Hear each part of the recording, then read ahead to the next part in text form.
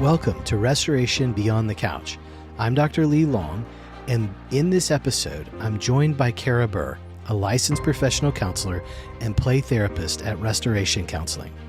Today, we're diving into the world of parenting and the powerful role that play therapy can have in a child's emotional and developmental growth.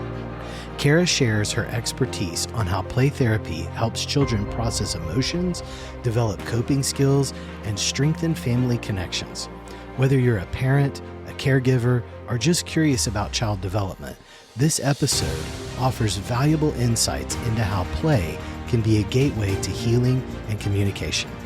Your path to mental wellness starts here. Welcome, Kara Burr. Thank you. Yeah, I'm so glad that you are here today, talking about our play therapy stuff and working with what I affectionately call the babies. The babies. Yeah.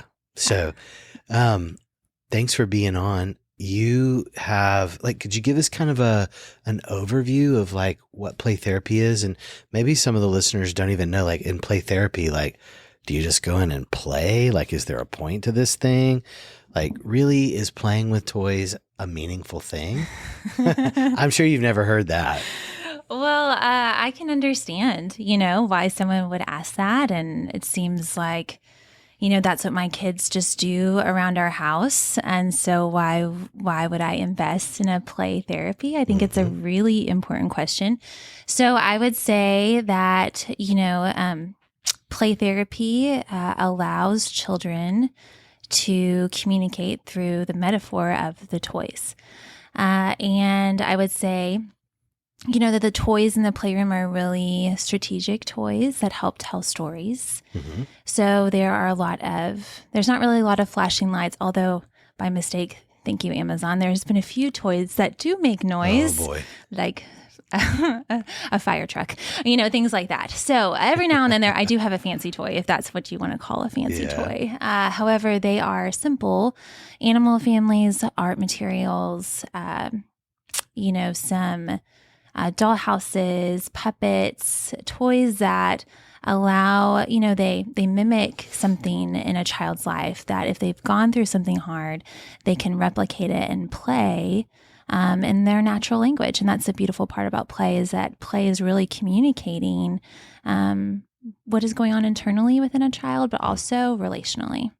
So when you say a metaphor, you mean if they gravitate to let's say their house burned and they gravitate to playing with the house and the fire truck, that there's an expression through their language of play that they're trying to they're working that out in what they're doing in the office. Is that accurate? Yes, absolutely. Absolutely. So they're holding that story inside their brain. And, we would say in the right side of their brain, when there's a lot of emotion and side of their brain that develops first. And then as they play, they're making sense of their experiences. Yeah. Nice. So there is a purpose to play therapy. Yeah, definitely. I will say something that is unique about play therapy that I have found in my 14 and a half years of being a play therapist is, instead of the toys just being a metaphor, that can happen, and I always want to leave room for that. What I really see happening more often in the playroom is how the child interacts with me. So it's much more the toys being a metaphor. I could see getting lost in that. And then everything being not judged, but evaluated. And what you're saying here is that it's really not, yes, that is a clue or a cue, no more a clue, what's more important is how that interpersonal interaction, what that tells you. That interaction is more important. Yes. So I would, most often in play therapy, we start very non-direct, which just means that we are in a process of building trust and rapport with one another. And so when a child comes into the playroom, they get to choose what they want to play. And so there's always room for them to work out maybe something hard that they've gone through, or to communicate, a relationship, maybe a hard relationship with a sibling through the dollhouse, or things to that manner. However, what I often find is that I have a kiddo who, kind of on a continuum will, just automatically say, I'm the teacher, you come sit over here and I'm going to tell you exactly how today is going to go. Or I will have a kiddo that is very quiet and kind of withdrawn. And I'm like, okay, well, I'm already thinking interpersonally, how can I help this child become healthier in how they interact with me? And I think, how they interact with me is as an example of how they interact with those in their world outside of the playroom. Right. The unknown person, right. The potential person in authority. When you're thinking about this and you're conceptualizing how they're approaching you, is that the framework that you're laying for how you're going to approach the kid, this child in each subsequent session? Does that build the framework of the play therapy? Yes, it definitely does. I would say that my first 3 sessions where I'm building trust and rapport, I'm really trying to put on my learning cap. I'm like, who do I have in front of me? And what are they playing with? And are they telling a story? And how are they interacting with me? And then I try to gauge and think, okay, well, out of the 3 sessions, they have taken a more dominant role, and they have asked me to play this certain way or to say this certain thing just so. And so I'm thinking, well, I have a kiddo that needs to learn to increase their flexibility and to learn to yield, and also learn to consider who's in the room with them. That's fascinating. Because the conceptualization, what you're saying is you're taking play therapy into a place of an interpersonal realm. And to your knowledge, is there play therapy that is taught in school, like in graduate schools? Is there a play therapy that does this? Or would you say that this is something that's unique? I would say it's more unique. There are a few modalities that, would bring parents into the playroom and have different activities for them, or teach parents a non-direct form of play therapy. And there's value there. But as far as, considering the relationship with the therapist as a small example of what relationships look like generally for this child, no, that's pretty new. Pretty new. We here at Restoration have a really neat opportunity to know and be mentored by Big Jim, or Jim McCullough, who wrote the CBASP therapy, the therapy model, cognitive behavioral analysis systems of psychotherapy, where one of his big tenets of CBASP is utilizing the therapist as a tool in the therapeutic process. And to see that matriculate through with the babies or the children, I think is one of the most special, exciting things that's going on in our field right now. One of the things that I would imagine that I might say if I were in your shoes is that, do we recognize that we're building a relationship with our children as parents? I mean, you're using the magic, I would call it magic, of a relationship with these kids that you're treating, and you're teaching them how to cope with, deal with, struggle well through some of their significant concerns. And you're utilizing you as a tool and a mechanism.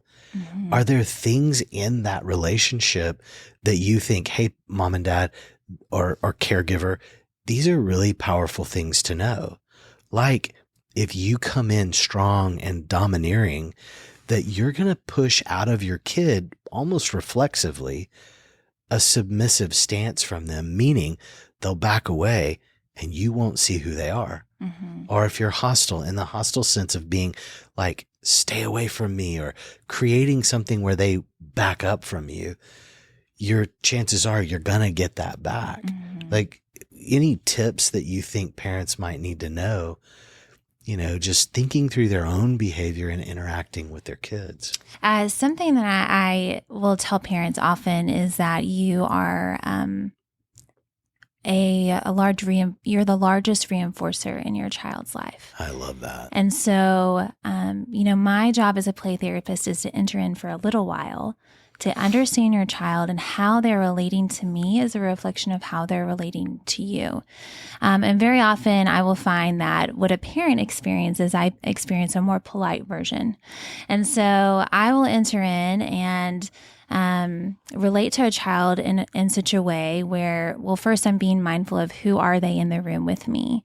And like I mentioned a little bit earlier, that there'll be about 3 sessions where I'm just trying to figure out, hey, what is happening from session to session, and what is the theme that's occurring relationally? Like, are they very dominant? Are they very withdrawn from me? Are they very pleasing with me? What are the relational themes? And then I consider, how can I enter in to teach them an area where they're weak? Right? How can I grow them interpersonally? And so I would encourage parents that they have that same opportunity, but all day, every day, Right. all of these opportunities to make an impact on their child. When a parent enters in to a situation that may be difficult to parent, but they enter in with, a lot of nurture, high relationship, also with consistency and with boundaries and limits. And when those go hand in hand, the relationship component and the structure, there's a lot of goodness that will come from that. And the kiddos will learn with time, well, I can really trust my parent. This is who they are day in and day out. And they really delight in me. And so when a kid knows that a parent delights in them and also can provide consistent limits, there's a lot of really safe learning that happens. Do you think, it sounds like to me that you're advocating for attachment, like a secure attachment. And what do I mean by attachment? A place where a kid feels safe to be known, to be seen, that they know that their needs will be cared for. Do you want to add anything to that definition? Oh, sure. That's a great summary. Knowing that a parent or a caregiver will consistently be there for me. With some of our physical needs, Right. It kind of starts there as an infant. Also, just with my relational needs. Sometimes parents, I'll even have a parent every now and then who worries about their attachment with their child, and I'll just ask him, like, do you delight in your child? And the honest answer is the honesty behind that is that sometimes we have hard struggles with our kids. Of course we do. But overall, can you think about, when you picture and think about your child, like, do you delight in who they are? Mm-hmm. Right? And it's like the very core of secure attachment is just this relationally enjoying our children. What's so fascinating to me about attachment in this is that, we know as a therapist with adults that the person, that the client, the patient is attaching to us when they hold us in their mind when we're not there. Meaning, hey, I was thinking about, I was talking very negatively to myself, and your voice came into my mind saying, hey, don't talk to my friend that way, or hey, don't talk to don't talk to somebody that I care about that way. And that's when there's an attachment that's been made, is that they carry your voice around in their mind. Mm-hmm. What you're laying out here is that you're teaching parents that bringing in that warmth, that connection is really, really important to laying those tracks, if you will, those grooving their brain, grooving the child's brain for that attachment to them as the parent, so that they feel safe and secure, that then they can act out their life. Or act out's probably not a great way to say that, but they can live out their life.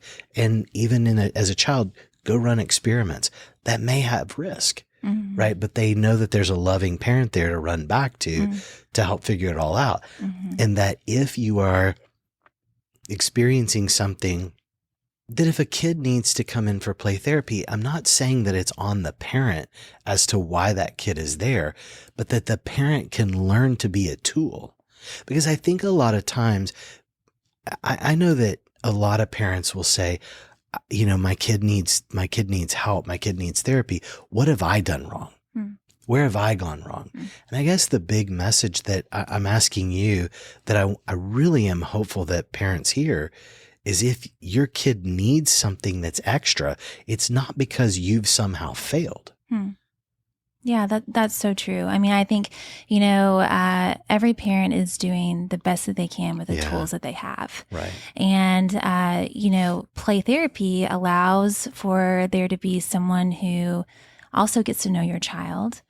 And like I mentioned earlier, that the impact that their child is having on the play therapist is very similar to how the child impacts the parent. And so it's a moment of, hey, the child gets to learn with the play therapist, a healthy way of interacting. And then also the play therapist gets to know the child so that the play therapist can communicate to the parents like, hey, here are some ideas. Here's something I tried in the playroom. Here's what that could look like at home. Right. And there's, I think the most effective play therapy considers the whole family system. Right. Will you say that again? Because that's so powerful.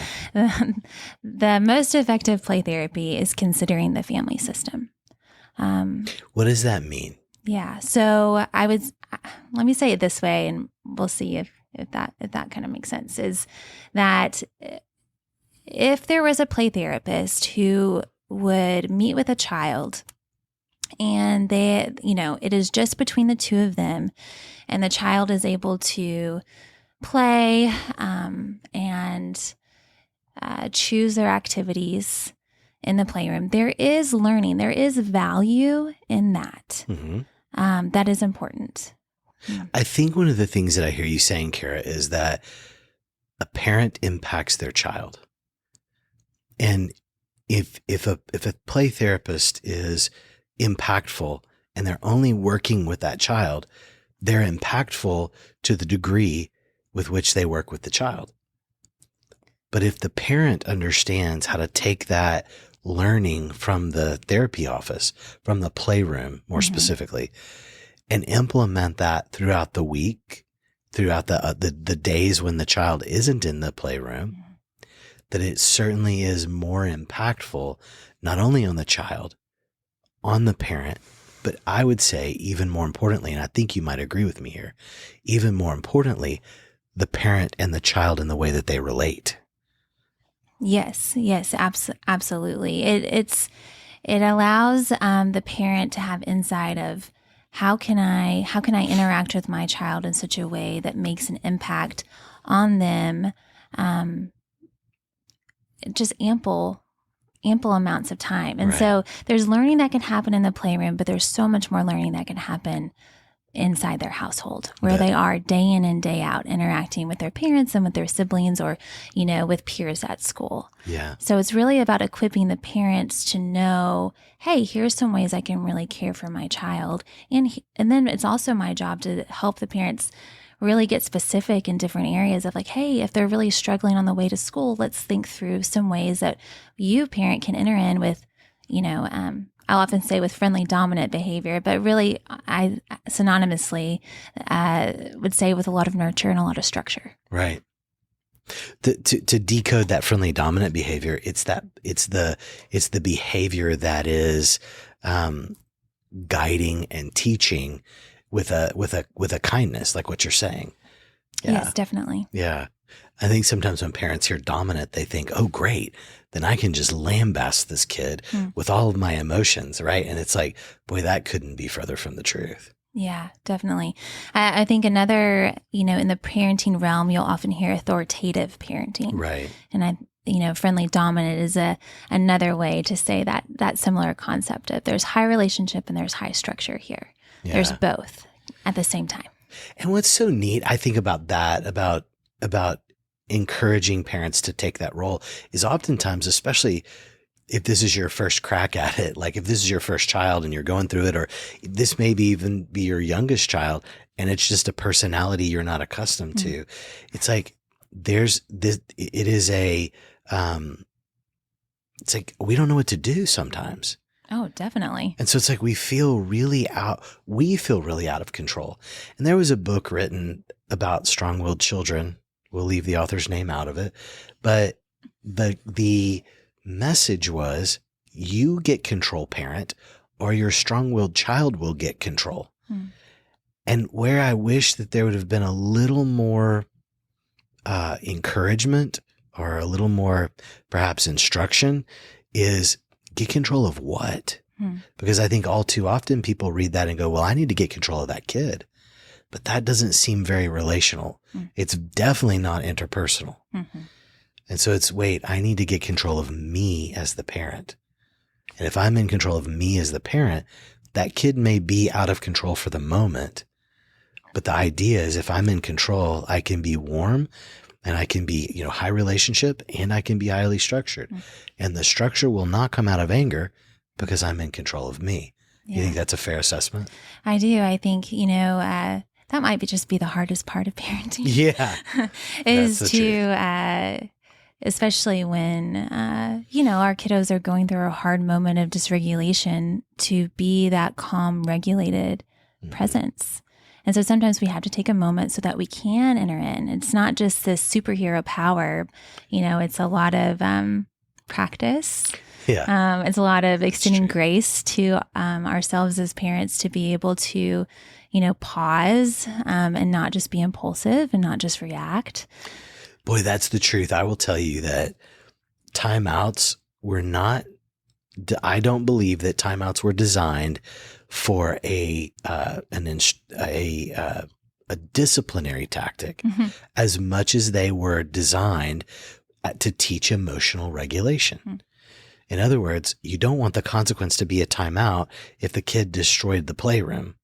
The timeout is to help them regulate their emotions so that they can go help you put the playroom back together. Yeah. But when I was raising my kids when they were really little, I used to say, hey, daddy needs a timeout here because mad daddy doesn't want to show up.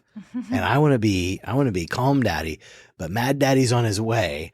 So I need to go and quell him so that, and it's like, it was, taking timeouts. And my hope was that I was teaching them that it's okay to experience these high emotions.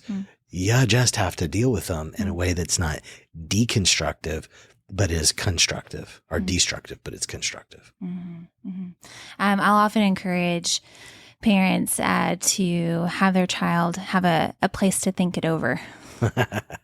Right? If something happened that wasn't the best choice of behavior, I mean, let your imaginations just go there for a minute, is that, hey, we need our kids to think it over.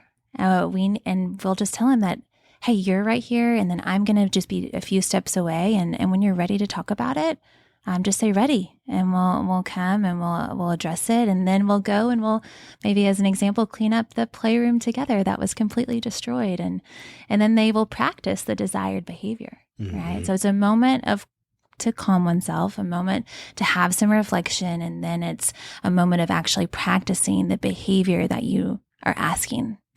How would you coach a parent who the kid is ready, but the parent's still angry?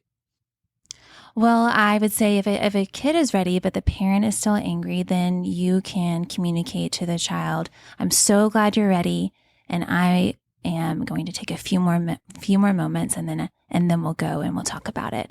So I say that because we don't want to rush the process, because your kiddo can pick up on your emotion dysregulation. And if you really are wanting your kid to be in a place where their brain is calm enough to learn, then we have to be mindful of what we're bringing to that situation. Yeah. So it's good for us to take the time that we need so that we can be that model of emotion regulation, because how we come into the situation will overflow onto our children. That's true. Boy, our emotions do tend to set a tone, don't they? Oh, absolutely. Those little kids are like little barometers. Absolutely. Yeah. Absolutely. I am just last week I was in the grocery store and I was feeling stressed because of the time limit before having to go pick up my oldest. And my middle child was like, Mom, I love you. Mom, I love you. And I was like, what is happening right now? And I was like, I love you too. And you know what? Are you picking up on the fact that Mom's a little stressed right now? Yes. I was like, you know what, sweetie, I love you so much. And you do not have to be responsible for my emotions right now. That's a cool message at her age. I hope she was able to understand that. But I was literally in the frozen section of Whole Foods just being like, just hold on. I got it. What's happening here? And I know that it was such a reminder for me in that moment that like, hey, she can really feel how I'm feeling. And it's having an impact on her.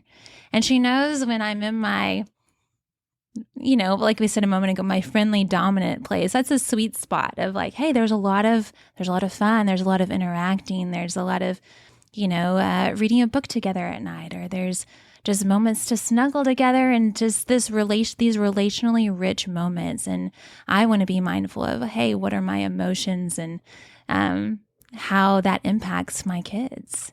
And so those are things that, that's my life as a parent, but those things are true for in the playroom also. That example, I think, was really helpful. Thank you for that, because, being aware, being curious about if she's telling you she loves you and she's telling you she loves you and you're like, yeah, great. Thank you. I love you too. I love you too. Oh my gosh. Yep. Love you too. And it's like you could, if we remain unaware of our impact, we may respond out of like, oh my gosh, I love you too. Do you not believe me? And we could respond with frustration, thinking that like, this is not annoying that our kid is telling us that, but the repetition can become frustrating too. Oh, definitely. To a parent. Sure. And I think, like you said, your first 3 sessions are all about being curious and understanding the kid that's in the playroom. It's like, hey, parents, let's all be curious about our kids. Let's all be, and again, we're not going to be perfect at this. So please don't put that as another brick in your backpack, parents, because we all know that parenting little ones is like we know there's a boulder back there. And it's like sometimes the way we can lighten our load is to recognize, wait, this is repetitive. Hey, what's going on, sweetheart? Are you picking up on that I'm stressed? Because I think that in that it's you being self-aware and also carrying an awareness of her. Yeah, definitely. And that goes from, and this is my favorite thing to talk about, that goes from an intrapersonal or a self-awareness that, wait a second, I'm starting to get this. I love you. I love you. I love you. The repetition is, wait, now we're going to move to interpersonal awareness of like that between us awareness of saying, wait, sweetheart, are you picking up on mommy's stress? Yes. It's like, okay. So it went from intrapersonal to interpersonal. And then you came back to your self awareness, right? The intrapersonal awareness. And you offered her a different solution of, hey, you don't have to take care of that. And whether she understood it or not, I believe you're building a pathway of, she says, I don't have to be responsible for that. I don't know what that means, but I'm sure I'll figure it out someday. And it's like, the more you repeat that, the more she understands what responsibility is. The more, every time you teach her about responsibility, that's kind of tucked away in the back of her brain. What a beautiful example. What a beautiful message that you sent her that day. And what a great example of that back and forth, that intra-personal self-awareness to the interpersonal. You went from me to we, back to me, and then offered her something really beautiful. You let her off the hook. Yeah. Well done. Oh. All while you're stressed out in the middle of Whole Foods. Just trying to get some food. # goals, people. That's amazing. That's funny. That's really cool. Thank you. Yeah. I think that at times when people hear that it's play therapy and they're playing, they get skeptical. And they think, well, wait a minute, you're going to just teach them how to play? But I think, let me toss this to you. How would you characterize somebody saying that?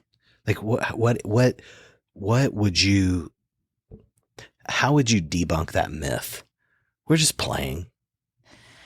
Sure. Well, there's with the mindset that, play therapy is interpersonal. It's like we're playing, but as we're playing, it's really this real life emotional learning that's occurring.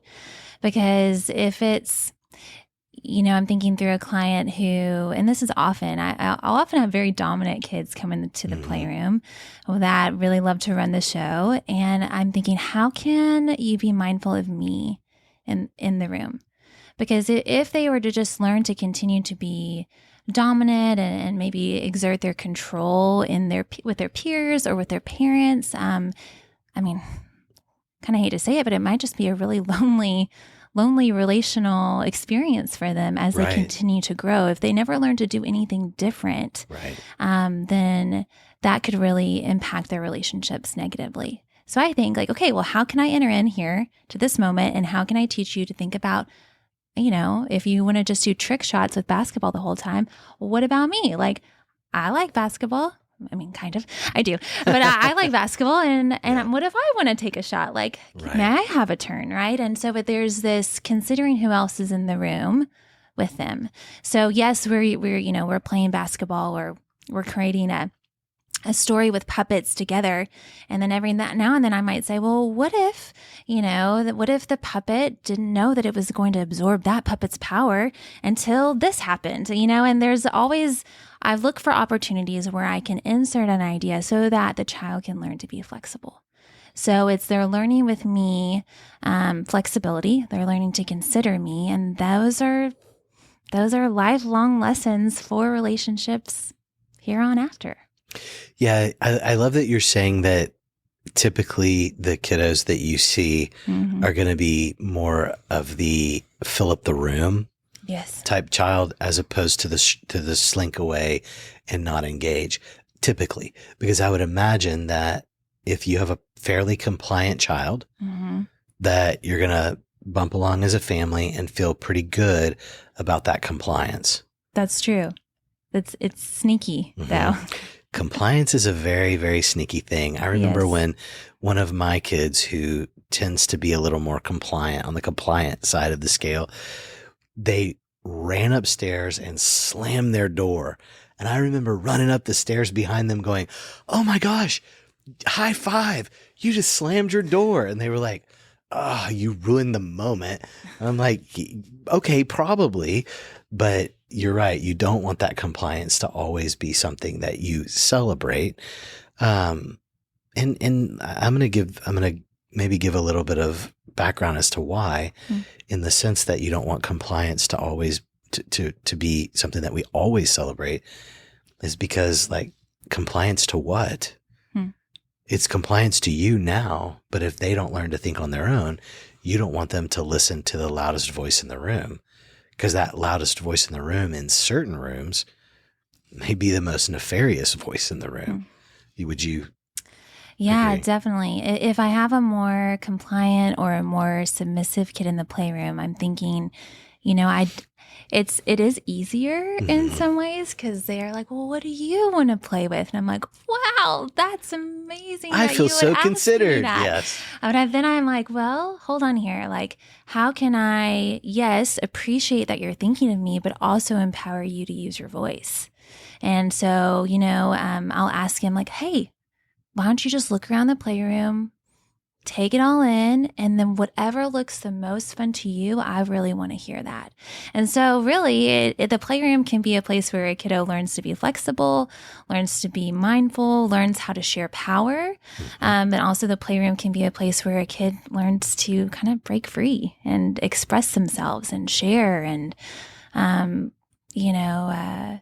not just play with the fidgets in the sand very quietly, but then they move from that to the whole explorative, we have the army men out and it's a whole battle, and I've created, and these are real life stories, and I've created this island out of this sand, and it's an amazing world. And I'm like, wow, you were once in a shell, but now you've opened up, and what I'm getting to experience is really beautiful. And Right. and I always, that's something I haven't said yet, is I want to be mindful to communicate the impact that they're having on me to them. Like, hey, you know what's really cool about today is that, you really thought about me, that you shared the basketball with me. I'll get very specific about what went well, because I Yes. really want to tell them so that they learn. I want to reinforce that.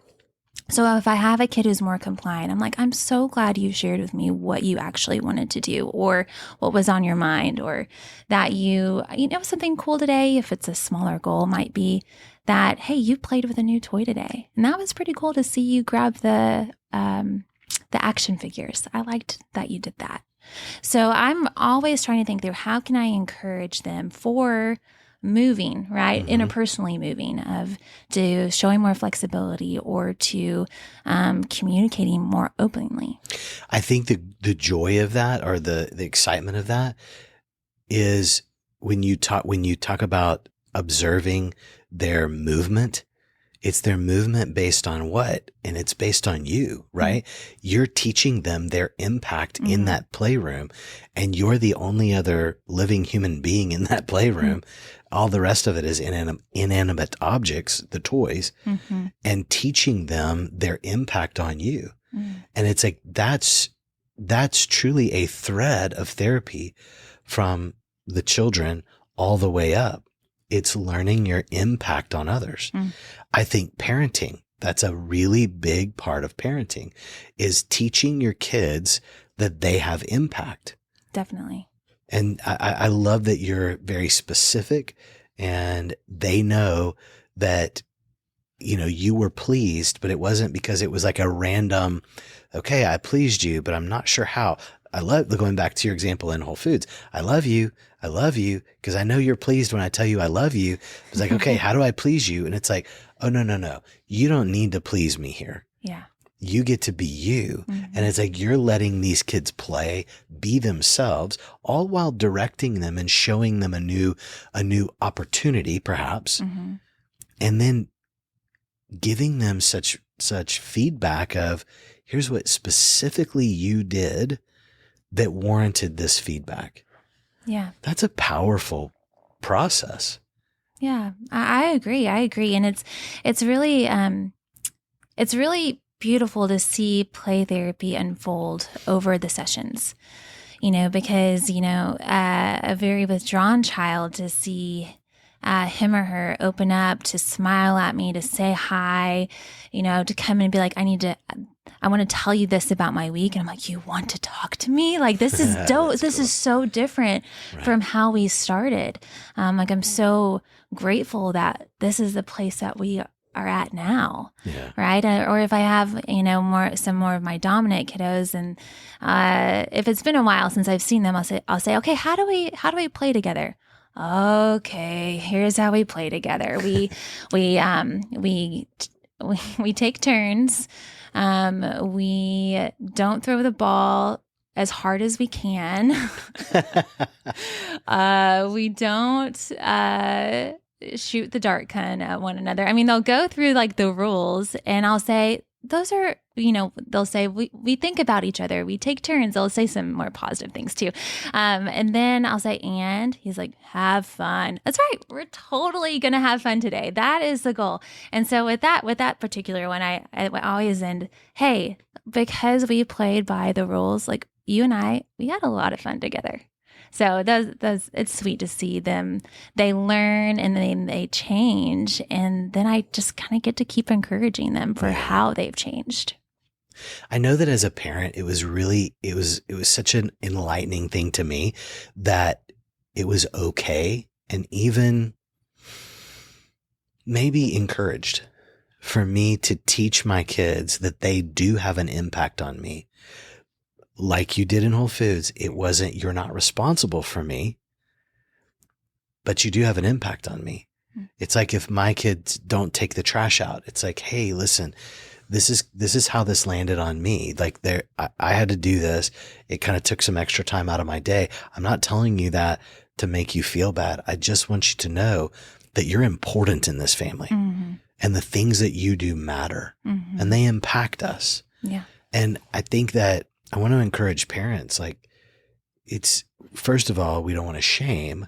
No. And it's not something that we're saying like, therefore you make me feel a certain way when you do X. It's more of, hey, your behavior matters. Mm-hmm. Your behavior impacts me. And I would encourage parents, understand that. Even if you don't communicate that to your kid, understand the impact that that kid is having on you. Mm-hmm. Would you add or take away from that? It is important for us as parents, and of course, as with myself as a play therapist, to communicate the impact that our children are having on us. I